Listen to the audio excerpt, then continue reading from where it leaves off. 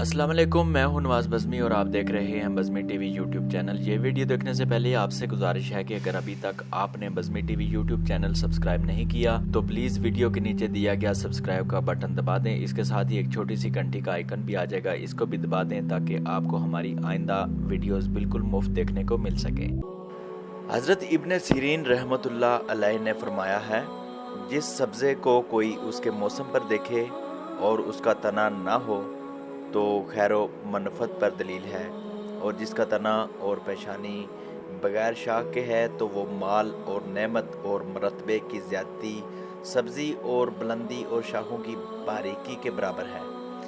और अगर कोई देखे कि इसके जिस्म पर सब्ज़ा या घास या दरख्त उगा है तो दलील है कि वो खैर व मनफत पाएगा, और जिस कदर नबातात ज़्यादा देखेगा खैर व मनफत ज़्यादा होगी।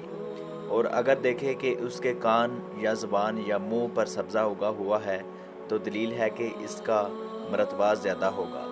हज़रत इब्राहीम करमानी रहमतुल्लाह अलैह ने फरमाया है कि ज़मीन की सब्ज़ी ख्वाब में आम और ख़ास दोनों के लिए नेमत और मनमाना माल है। और अगर देखे कि इसकी अपनी ज़मीन में बहुत से पौधे उगे हैं तो दलील है कि साहिबे ख्वाब दीनदार और मुसलमान होगा। हज़रत जाफ़र सादिक़ अलैहिस्सलाम ने फरमाया है कि ख्वाब में छोटे पौधे 4 वजह पर हैं। नंबर 1 माल, नंबर 2 मनफत और बुज़ुर्गी और मरतबा, नंबर 3 ऐश खुश, और नंबर 4 दौलत की ज़्यादती।